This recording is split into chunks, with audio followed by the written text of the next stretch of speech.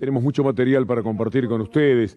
Y a propósito de Perón y la tercera posición que estaba mencionando recién Alberto Fernández y la cuestión de las ideologías, es muy interesante observar el comportamiento de muchos argentinos ayer en la Embajada de los Estados Unidos, el festejo que se dio. Así que vamos a presentar el final de esta semana, que la presentamos como la de buitres y canallas, porque este ha sido el comportamiento de muchísimos actores de la vida económica, social y política de la República Argentina. El poder real detrás de lo que nosotros llamamos esta semana la semana de los buitres y canallas.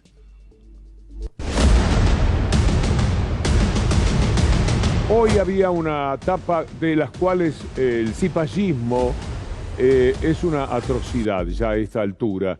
Del diario Clarín, la tapa pone la fiesta de la Embajada de los Estados Unidos, porque para ellos es la fiesta social, la fiesta por antonomasia, la fiesta grande, una fiesta más importante que la fecha patria, porque es de alguna forma para ellos la propia fecha patria. Ahí está, en el medio de la página, lo más importante, la fiesta del 4 de julio de los americanos. Y allí estaban absolutamente todos, o unos cuantos personajes, no todos, por suerte.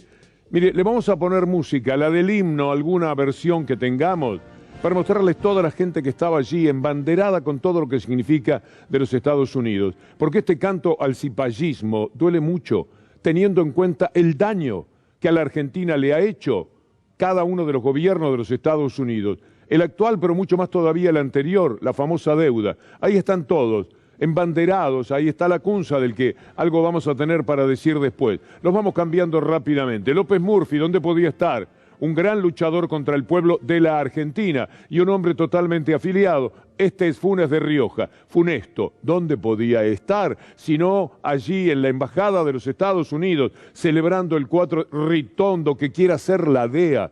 También hablaremos de esto. Ritondo, tan americano, tan orgulloso de estar allí con la Amadeo. Imagínense lo que estos personajes significaban dentro de la embajada, envueltos en la bandera de los Estados Unidos, festejando el 4 de julio. Melconian, un jugador importante para el establishment dominado en la Argentina por esa embajada donde estaban todos para cantarle el himno a George Washington. Ahí está, podemos seguir, porque eran muchísimos los personajes, también los hay del gobierno. Este es el juez Borinsky, que entre pádel y pádel con Macri solía ir siempre a la embajada y por supuesto ha sido especialmente invitado, porque este es de los que trabaja de una manera particular para la embajada.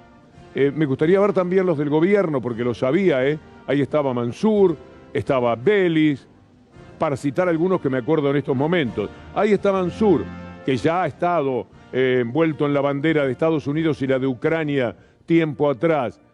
Cada uno de ellos estaban ofreciéndose a la Embajada de los Estados Unidos con mucho gusto, con mucho placer, porque muchos de ellos trabajan o respetan o le temen a esa embajada. Y en consecuencia, el 4 de julio era una fiesta muy especial. La Cunza, que fue el primero que mostramos, envuelto en la gran bandera de Estados Unidos, ¿qué tiene para decir de la Argentina? A ver qué encontramos del personaje La Cunza. Dice La Cunza: a veces lo más serio que podemos hacer con este país es tomarlo a la jarana. Claro, es la Argentina, él está en otro asunto, está pensando en otro país. Bueno, La Cunza dice esto y a Alberto Fernández, por supuesto, se lo recrimina. Y entonces La Cunza, en un reportaje, dice: a mí nunca me van a encontrar hablando mal de la Argentina. Usted vio lo que acabamos de compartir con ustedes. Pasamos a esa nota. Nosotros tenemos un programa económico que vamos a cumplir. Bueno, ayer pasaron un test importante, ¿no? Con muchos preveían que no iba a haber posibilidad. A pesar de todo lo que dijo La Cunza. Claro. A pesar de todo lo que dijo La Cunza. Tres cosas, Luis.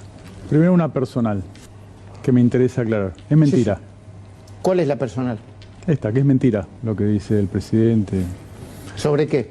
Sobre esas, o sea, es una acusación grave que insinúa alguna actuación mía en contra de los intereses de la Argentina. ¿En el mercado?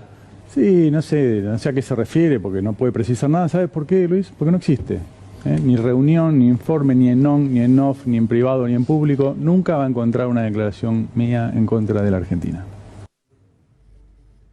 Bueno, nunca habló contra la Argentina y es un país para tomárselo a la chacota. Bueno, acabamos de ver cuál era la expresión. Pero yendo a cosas más serias de la Argentina en este caso, y no de los Estados Unidos, su bandera y su fiesta, con tantos patriotas norteamericanos cantando el himno, vamos a hablar de los antipatriotas, de la verdad del antipatriotismo, de quienes para quedarse con todo ofenden criterios de la patria, pero también apuntalan la tristeza y el dolor y el hambre de muchísimos argentinos. El paro del próximo 13 de julio, el paro del campo, es de los hechos más injustificados política y económicamente que uno haya visto. Este tractorazo, que es un antecedente de lo que quieren hacer el 13 de julio, es plenamente demostrativo de que hay gente que ha perdido la cabeza y tendría que ser el propio campo el que le diga, la gente de campo, el que le diga a los conductores, esto es una barbaridad, en la época en la que más dinero ganan, en la época en la que están forrados de dinero, en el tiempo en que se han quedado absolutamente con todo, ellos salen a protestar. Lo hicieron, este tractorazo era una vergüenza, pero el paro del próximo 13 de julio, propio del título de este programa de hoy, de buitres y de canallas. Mire usted lo que son las ganancias del campo, siempre es bueno recordarlo. Están con un récord agroexportador, 19.145 millones de dólares en el primer semestre. El primer semestre que coincide con el semestre de mayor caída de Wall Street en 50 años. Le va bien a unos pocos, a esos pocos a los cuales les va bien, incluyen a los hombres de campo de la República Argentina, a los hombres ricos del campo argentino, a los que tienen miles de hectáreas, a los que hacen grandes negocios a través de las cerealeras porque también participan de todo eso. En medio de estas ganancias, en medio de la bonanza más extraordinaria que se pueda tener, es posible, es admisible, es entendible que hagan un paro. Es una salvajada el próximo 13 de julio, buitres y salvajes en el comportamiento. Y usted tiene que saber, bueno, vamos a ver antes que nada un comunicado de la gente de la Sociedad Rural de San Pedro. Escuche lo que es esto. Las entidades expresamos públicamente la vergüenza política y social que sentimos ante la incapacidad general para sublevarnos ante esta tragedia. La decadencia que atormenta es el título. Sublevarnos del ánimo complaciente cívicamente, moralmente, sublevarnos políticamente y desertar de la molicie espiritual que de manera cobarde nos hace indolentes ante la pérdida de los más importantes e imprescindibles valores de cohesión social. Invitamos entonces a quienes se identifiquen con estas ideas a salir de la comodidad y a remangarnos para romper las cadenas de las complicidades y de toda índole que impidan con gente de bien de la nación argentina pueda realizarse con felicidad. En esto están, estos son capaces de decir, todo es una cuestión ideológica. Le vamos a poner, vale la pena repetirlo, lo que dijeron uno de Coninagro y el otro de la Sociedad Rural, Niclis y Pino, sobre el sentido estrictamente ideológico que tiene para ellos el paro del próximo 13 de julio. La situación de las retenciones que puso Macri, hubo distintas voces, nada más que en ese momento, que el campo salga en contra del gobierno, no puedo dejar de reconocerle que hay una cuestión política, y que era un gobierno que estaba haciendo equilibrio. No hay que negar de que hay cierto condimento político, ideológico, etcétera, etcétera. Lo que discutimos no es la acción, que estamos de acuerdo, tiene que haber igualdad de condiciones para toda la cadena. Y con esta medida se logra igualdad. Lo importante hubiese sido que se baje la retención, ¿no? Poner en igualdad de condiciones para abajo, pero bueno, eso sabemos que era imposible o muy difícil. Entiendo el planteo de fondo, pero en la concreta de una emergencia donde piden eliminar ese subsidio, me termina dando la impresión, pero tal vez está equivocada, de que los gana más tal vez la reacción política porque le desconfían a Alberto, porque está Cristina, de que los gana más tal vez la reacción política porque le desconfían a Alberto, porque está Cristina, por el pasado, porque le gustaría bajar las retenciones, que la medida puntual. ¿Me equivoco? No, no se equivoca. La medida puntual va a generar una cantidad, 400 millones, 400 y piquito de millones de dólares, que lo que dice el gobierno con ese dinero va a utilizar para subsidiar o ayudar en el precio de la harina, no sé qué. Y a esta gente le hace mucho daño saber que con el dinero que se pueda obtener de sus brutales ganancias, con una partecita así, se le pueda dar pan al resto de los argentinos. Y se van a arreglar el precio de la harina, qué sé yo, algo por el estilo, un desprecio, una desconsideración, una falta de humanidad. Hay algo que en esta gente los ha convertido en personajes impunes y al mismo tiempo que se sienten impunes con toda esa carga de desprecio que tienen por los demás, llegan a límites que algún día ellos mismos se mirarán al espejo y van a decir que soy un monstruo.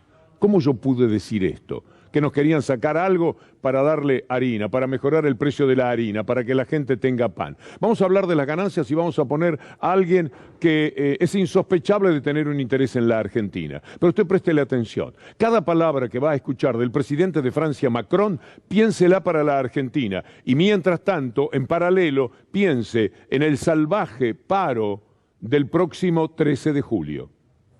Nous vivons tous dans nos pays une situation qui est intenable, où nos compatriotes payent de plus en plus cher le plein d'essence, où c'est de plus en plus cher pour nos industries, et où nous devons dépenser l'argent du contribuable pour trouver des mécanismes pour compenser. Ça n'est pas soutenable dans la durée. Nous avons des gens qui ont spéculé sur la guerre, et aujourd'hui vous avez des gens qui font beaucoup d'argent sur la guerre. On appelle ça des profiteurs de guerre.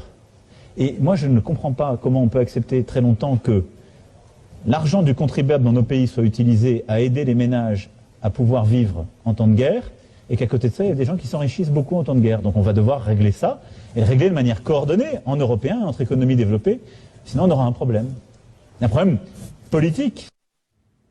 Bueno, esto es lo que dice el presidente de Francia, porque por el mundo se dan también estas circunstancias, pero aplica en forma estupenda para la Argentina. Rápidamente tenemos a uno de los habituales ganadores, o por lo menos representantes de los habituales ganadores, que es Funes de Rioja, en contra de toda medida que se pueda adoptar, que sea un alivio para contener al dólar, para tener reservas, para no tener al país demasiado comprometido en ese sentido y para poder hacer una gestión económica que permita que esa harina y ese pan que al presidente de la sociedad rural le provoca un ataque de caspa, de bronca, de fastidio, porque es un poco con el dinero que ellos tienen que poner de los impuestos, bueno, los enceguece para tener ese comportamiento. Vean ustedes a Funes de Rioja.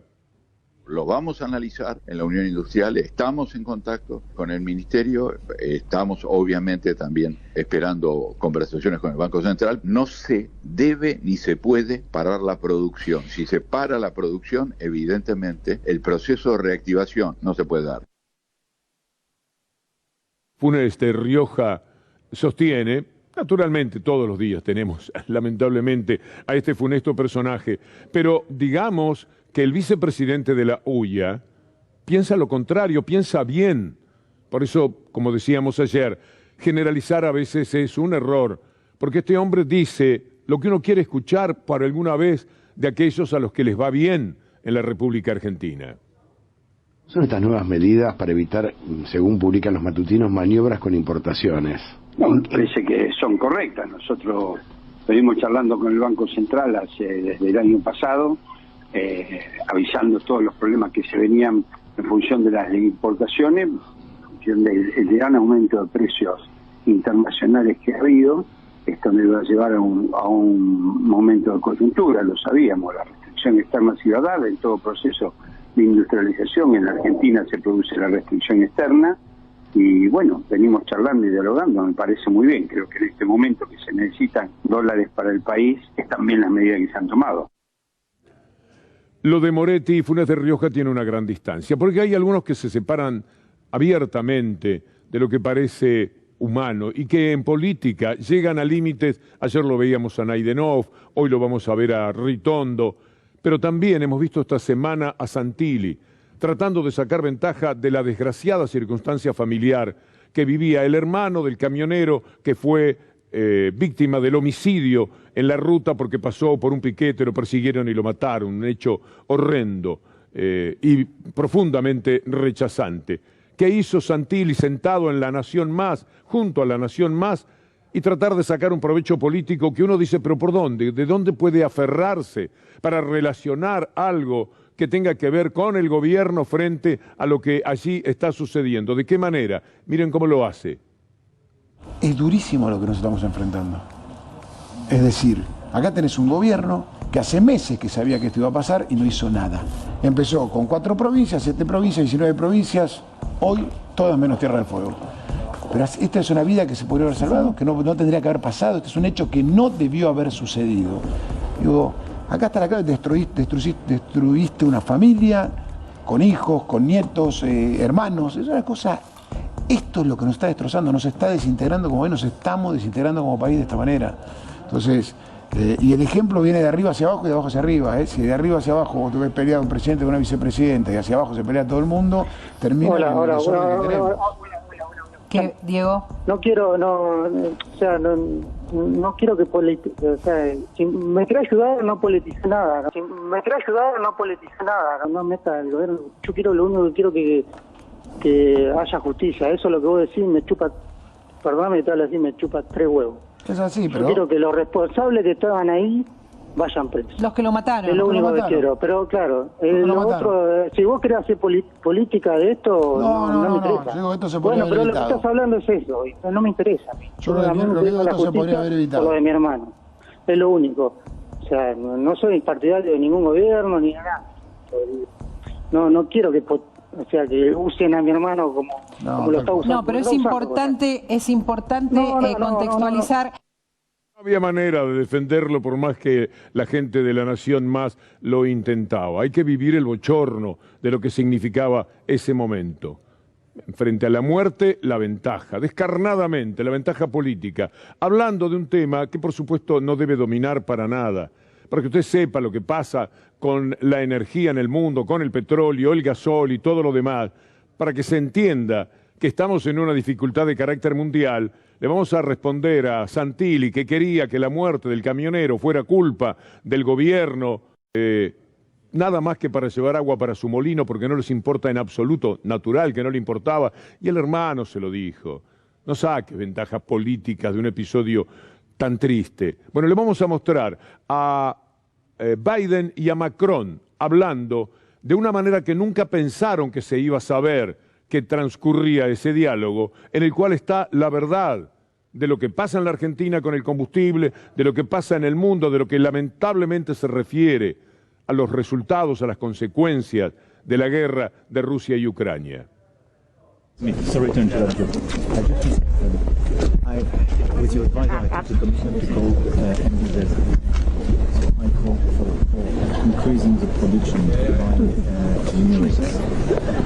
So I got him, he told me 2 things. One, I'm at the maximum, what he claimed, and he told me this is my complete commitment. Second, he told me, according to us, the Saudis can increase a little bit, but 150 or a little bit more, and they don't have huge capacities. At this stage, before 6 months time. The last one, the very last point is about what we do on the Russian oil. He told me that was too much. Thank you. We got to keep up. Excuse us. I will make it like that because I will be. Here, maybe we should just step aside. Okay.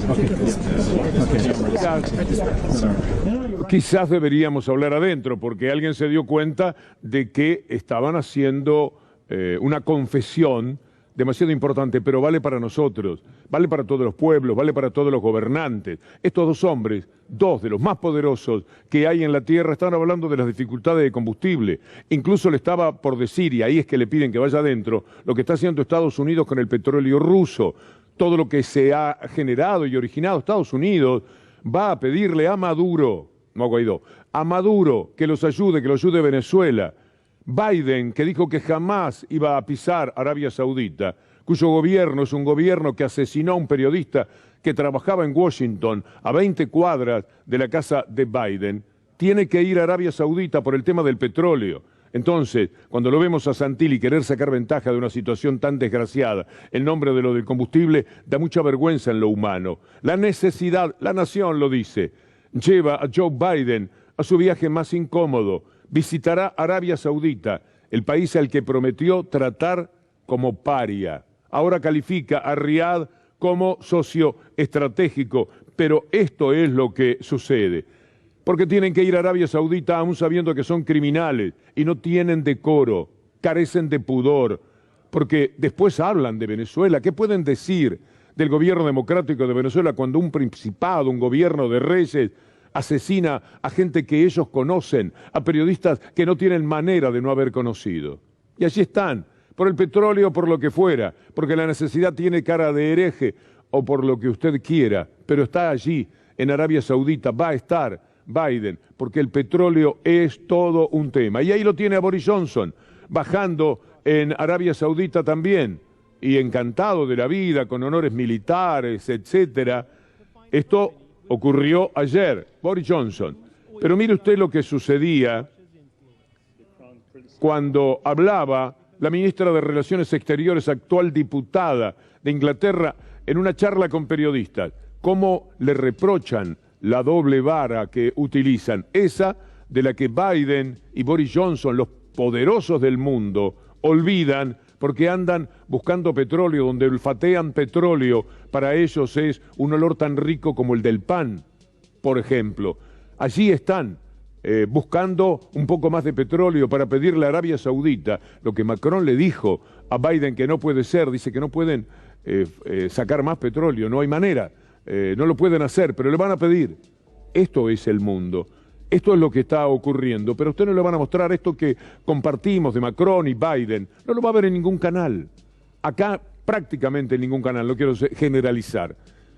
Pero ellos, los de la mafia, no van a permitir que usted se dé cuenta que hay una dificultad en el mundo. No quieren que sea solamente acá que falte el combustible. Acá somos los únicos desgraciados que no podemos tener el combustible a disposición. Pese a que en el mes de mayo la venta de gasoil fue la más alta desde 2015 para acá. O sea que vendieron. ¿Qué pasó entonces? Que hay una producción más intensa. ¿Pero qué van a decir eso? ¿Qué le van a mostrar al mundo? ¿O qué le van a mostrar esto de la doble vara que vemos a continuación? Mohammed bin Salman, responsible for the murder of Jamal Khashoggi, no? Yeah? I would say is that Saudi Arabia is an important partner of the United Kingdom. 81 executions all on one day in Saudi Arabia, and you don't think that that's an authoritarian regime? What I'm focused on is making sure that we are dealing with the major threats to the world.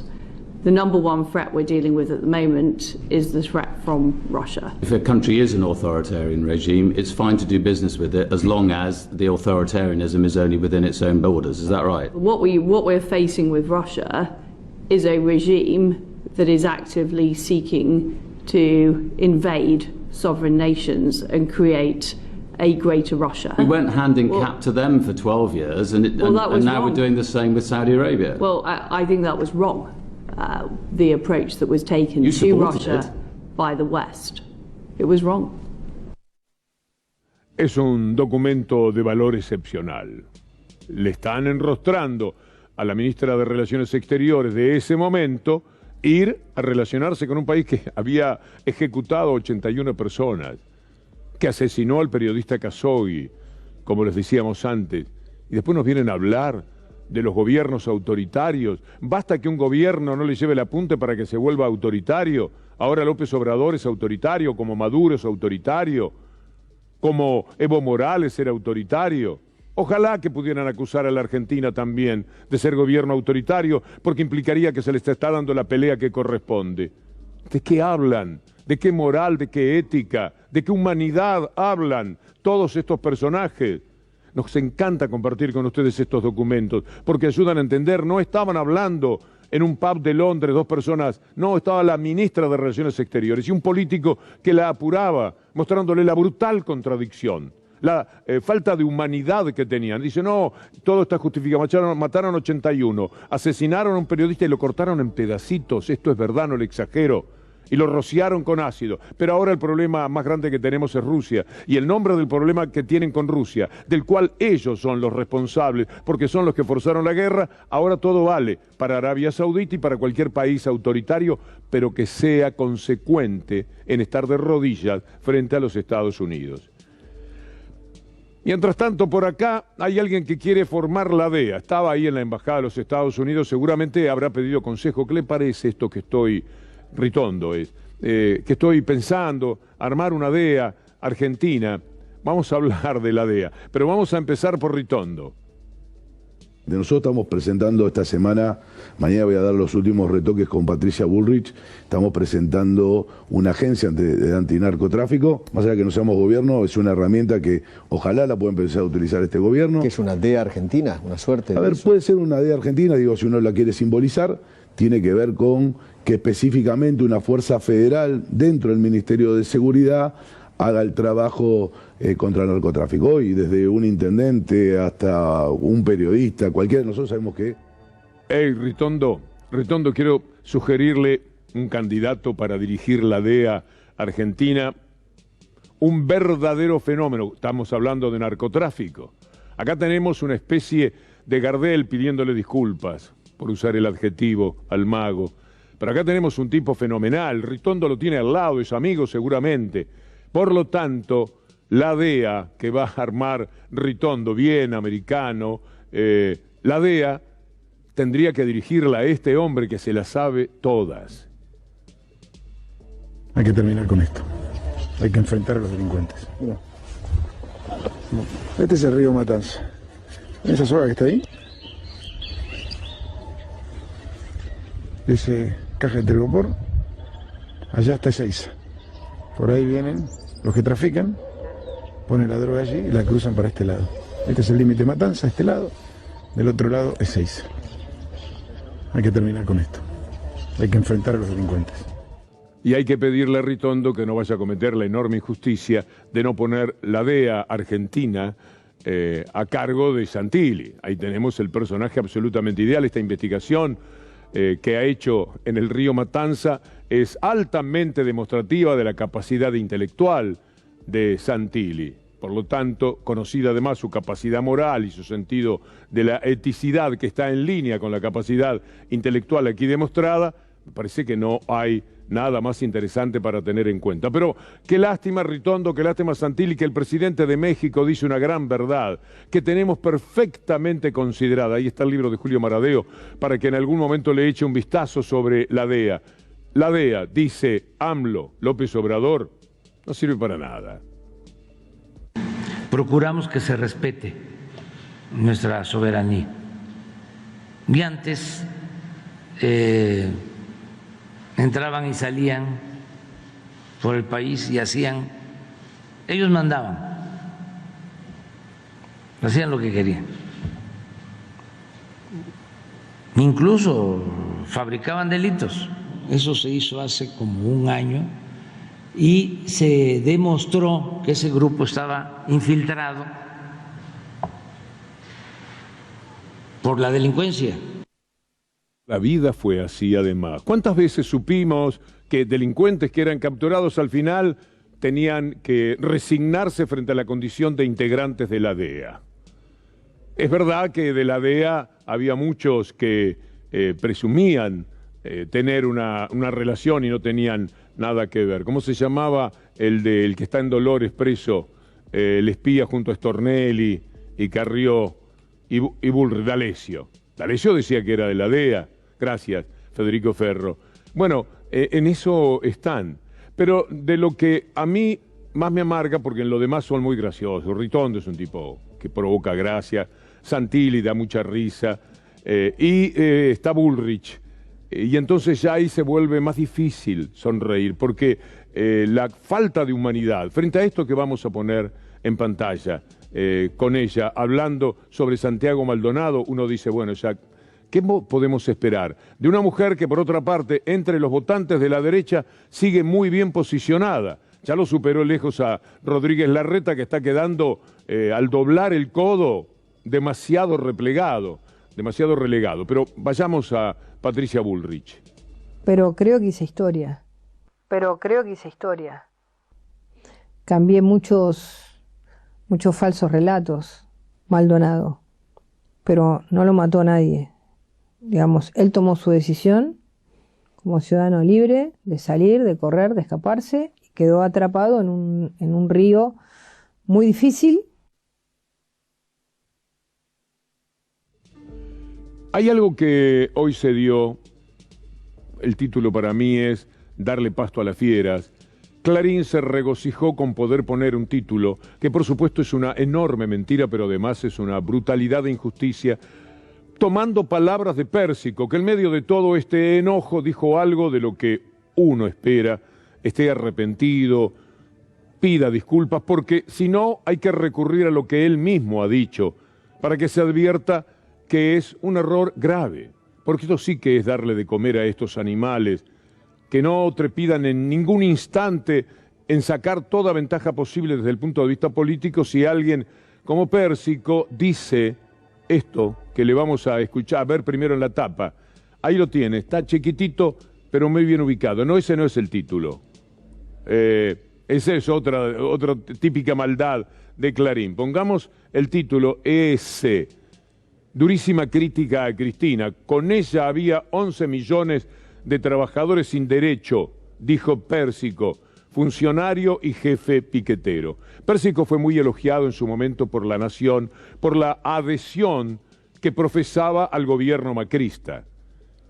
Puede ser que el gobierno macrista, al que él adhirió fervorosamente desde el primer día en aquellos acuerdos con Stanley y demás, haya producido lo que él dice que produjo Cristina. Pero Pérsico sabe que eso no es verdad. Y antes de demostrarlo con palabras del propio Pérsico, quiero recordarle que al terminar 2015, la Argentina salía del estado de bienestar, y si no fuera así, con una campaña en la cual la habían acusado de asesina, la habían acusado el candidato a gobernador de triple asesino, habían acusado a su hijo de tener 60, 70 millones de dólares en el Caribe, y eso quedó claro que era una de las tantas mentiras muchos años después. ¿Cómo podía perder por un punto sin siquiera ser ella la candidata, si no hubiera generado un estado de bienestar, si no hubiera razones de mucho peso para que casi la mitad de la población siguiera creyendo en esa mujer, que había dado pleno empleo, 5,4, terminó en la desocupación?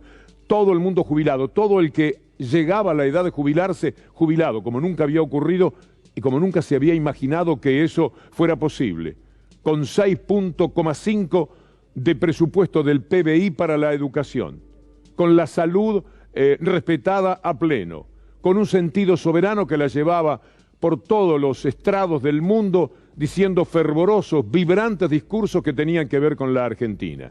Si todo el mundo tenía empleo, si todo el mundo estaba jubilado, si los niños tenían AUH, ¿de dónde había esa cantidad que le dio, dándole pasto a las fieras, que le dio a Clarín para poner en la tapa?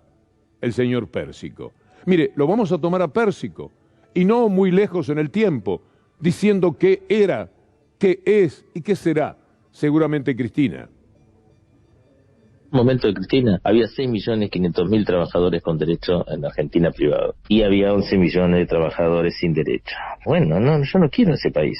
Ese país es una mierda. No es lindo. No es lindo. El país lindo es cuando todos los trabajadores tienen derecho y todos los trabajadores tienen su salario, y todos los trabajadores tienen vacaciones, y todos los trabajadores tienen salud.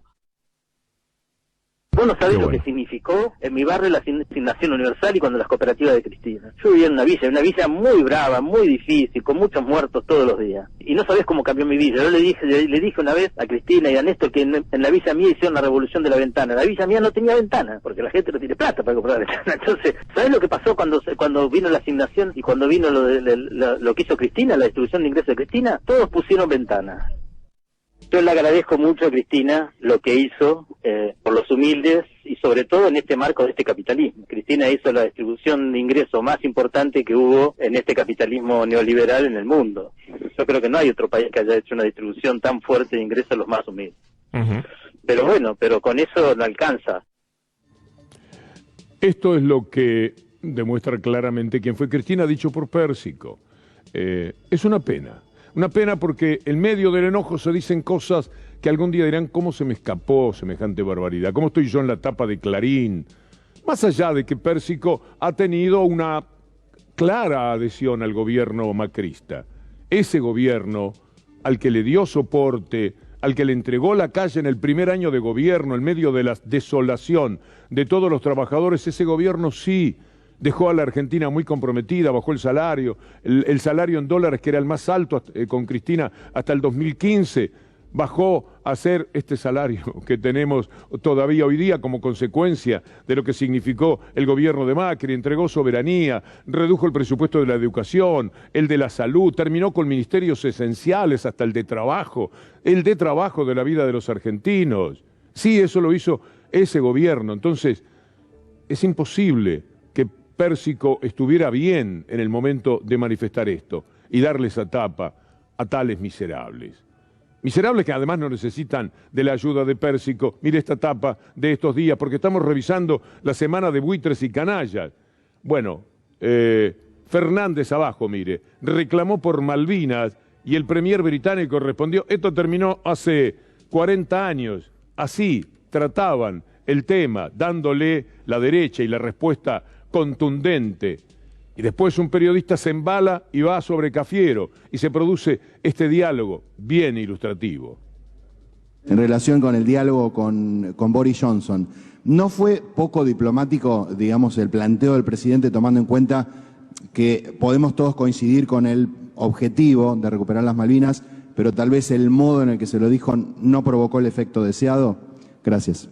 Para nada el presidente fue irrespetuoso, el presidente fue firme. Yo lamento que a veces surja el cipallismo culposo en Argentina. Yo lamento que a veces surja el cipallismo culposo en Argentina cuando un presidente se planta y dice las cosas de frente.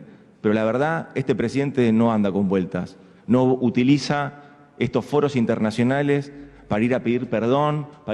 Todos los días hay que enfrentarlos, esto está muy bien, porque la respuesta es correctísima frente a lo que era una pregunta que no se puede entender. No puede ser que esté el presidente de la Argentina y Boris Johnson, con lo que es Boris Johnson además, muy despreciable como persona, y salir planteando la situación como le hicieron a la señora Castro cuando era embajadora de la Argentina y enfrentó al primer ministro con un enorme coraje, Alicia Castro. Y acá la criticaron y se enojaron porque cómo iba a tener el tupé de hacer ese planteo. Se necesita este tipo de coraje para enfrentarlos permanentemente. Por eso el Papa dice, de los medios de comunicación, hablando con Bernarda Llorente para Telam, dice esto que ayer no pasamos sobre los medios de comunicación. Se me ocurrió hablar de los 4 pecados de la comunicación, del periodismo. Primero la desinformación, decir lo que me conviene y callarme lo otro. No, decí todo. No podés desinformar, tenés que informar todo. Segundo es la calumnia. Se inventan cosas. A veces te destruyen una persona con una comunicación. Tercero es la difamación, que no es calumnia, pero quizá una persona que en otra época la pensó de esta manera, después su pensamiento cambió y qué sé yo, traerle lo que ya cambió. Es como si a vos, adulto, te trajeran los pañales sucios de cuando eras chiquito, ¿no? Es decir, era chico, era así, pensaba así, cambió, ahora es así, no difamar. Y el 4 pecado es la coprofilia. Es decir, es el amor a la caca, el amor a la porquería, ¿no? O sea, buscar ensuciar, ¿no? Buscar el escándalo por el escándalo, ¿no? Me acuerdo que el cardenal Cuarrachino decía, yo ese diario no lo leo, porque hago así y brota sangre, ¿no? Es decir, solamente escándalos y escándalos, ¿no? Es el amor a lo sucio, a lo feo, ¿no? Es una descripción cabal de lo que sucede en la Argentina de hoy con esos medios dominantes, les llamamos así, para que todo el mundo piense en varios y se sabe exactamente cuáles son. Pero vamos a hablar de uno que en Estados Unidos viene a ser un resumen de TN y La Nación Más, como decimos siempre, Fox News. Antes de Fox News, quiero compartir con ustedes algo que llamó muchísimo la atención en esta semana en la que hablamos de buitres y canallas. Es una asistente del principal hombre de Trump en el gobierno de los Estados Unidos, contando qué hizo Trump cuando se enteró del ataque al Capitolio. Piensen ustedes, lo que ella va a contar es que se vuelve loco y salta del asiento de atrás y le agarra el volante al chofer porque quiere ir para el Capitolio él. Y el chofer dice, no, yo tengo la orden, y se ve que cumple eso a rajatabla, sería una orden militar, vaya uno a saber qué, pero dice, el Capitolio no voy. Pero además, ¿qué hizo Trump en el momento? Es hasta gracioso, también patético. Estamos hablando del presidente de los Estados Unidos cuando se enteró de que había perdido la elección. Acto seguido, usted va a ver a la gente de Fox News poner cara de no poder entender lo que acaba de suceder. Y demuestran, casi con ese silencio, qué tipo de periodismo hacen. We had conversations about potentially obstructing justice or defrauding the electoral count. What happened in the president's vehicle when the Secret Service told him he would not be going to the Capitol? The president said something to the effect of, I'm the effing president, take me up to the Capitol now. The president reached up towards the front of the vehicle to grab at the steering wheel. Mr. Engel grabbed his arm, said, sir, you need to take your hand off the steering wheel. We're going back to the West Wing. We're not going to the Capitol. On December 1, 2020, Attorney General Barr said in an interview that the Department of Justice had not found evidence of widespread election fraud sufficient to change the outcome of the election. Ms. Hutchinson, how did the president react to hearing that news? I first noticed there was ketchup dripping down the wall, was extremely angry at the Attorney General's AP interview, and had thrown his lunch against the wall.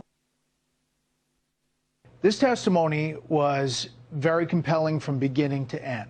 She obviously had access to all of the players. We are now hearing from the former president on various posts where he questions her accuracy. He goes after her directly, says he doesn't know who she is, and said he didn't lunge at the Secret Service agent in the Beast. That didn't happen. He says he didn't throw his lunch against the wall. That didn't happen, and that she's lying. Cassidy Hutchinson is under oath on Capitol Hill. The president is on Truth Social, making his statements. But the testimony in and of itself is really, really powerful. Sandra, can you still hear? Indeed, yes, I am here. Bueno, está muy claro cómo son de buitres y de canallas. Después de una breve pausa, 48 años de la muerte de Perón, tenemos cosas de Maradona. Para celebrarlo a Diego en eso de zurda, se acuerda, etcétera, y que de esa manera también estemos evocando lo que significa los 48 años sin Perón en la República Argentina. Ya venimos. Todo lo que se refiere al discurso de Alberto Fernández de esta tarde, los momentos más importantes, lo que pasó después, es decir, el encuentro con los militantes, esto que da a veces lugar a más declaraciones y a veces más picantes todavía, lo van a tener con Daniela Ballester en el comienzo casi de su programa Debate Abierto, y esto será en apenas 5 minutos que quiero aprovechar para compartir con ustedes, ya que hoy estamos hablando de buitres y canallas, enemigos de la patria, estas palabras de Perón a 48 años de su fallecimiento. Los grandes enemigos de la patria son los grandes enemigos del pueblo, porque yo considero la patria a nuestros hermanos argentinos, no a las vacas, ni a las casas, ni a los campos. Y los que sean enemigos de ese pueblo son los principales enemigos. Los enemigos eternos de ese pueblo, no solamente en la Argentina, Todas las grandes revoluciones de la historia han tenido un contenido semejante, son hechos históricos semejantes, y ayuda a la lucha de los pueblos contra sus oligarquías y los imperialismos dominantes.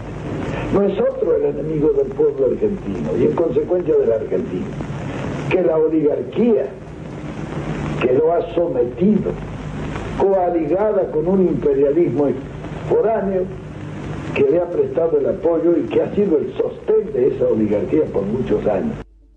O sea, que estemos tantos años después discutiendo todavía sobre estos aspectos. No es que no sabemos la letra. Todos unidos triunfarán, el que lo entiende lo capta seguramente con el sentido político que esto puede tener en el 2023. Diego Armando Maradona en 2018, con quien les habla, evocaba un día muy especial para el fútbol. Muere Perón y 2 partidos de un campeonato del mundo, aquel 1 de julio, se detienen, se paran los partidos. Mírelo. Increíble que le quiero mostrar a usted y a todos los amigos del mundo, una cosa increíble de los campeonatos del mundo, un acierto maravilloso del equipo de producción. Mire, en determinado momento este partido que están jugando Alemania y Polonia, el árbitro pita, para el partido y da un minuto de silencio. Porque en ese momento le dicen al árbitro, le avisan que ha muerto Perón. Año 74. ¿Usted puede creer que parasen el partido de fútbol? Y lo mismo ocurrió en Holanda-Brasil. ¿No es increíble?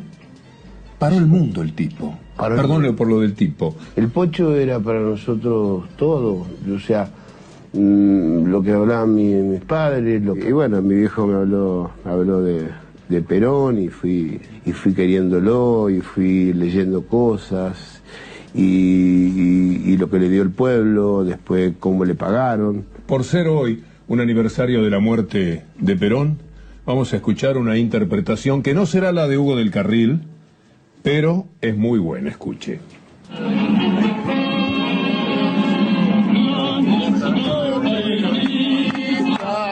Todos unidos triunfaremos y como siempre daremos un grito de corazón, viva Perón, viva Perón. Hubiera sido un gran encuentro. La historia nos debe una foto de Perón y Maradona. Qué zurda, papá. La cosa estuvo muy buena.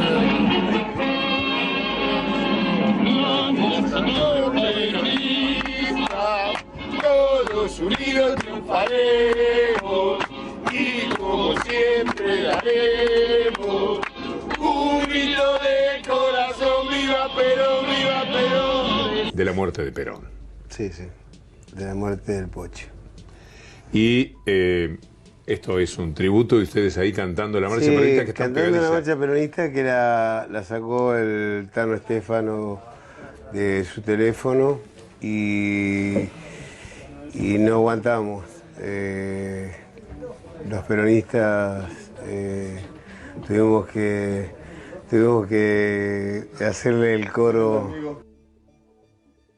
2014 de zurda, 2018 de la mano del 10 privilegios que nos ha dado la vida estar allí. También un privilegio compartir lo que viene con Daniela Ballester, debate abierto, la continuidad periodística de C5N. Gracias a todos, buen fin de semana y hasta el próximo lunes, si Dios quiere.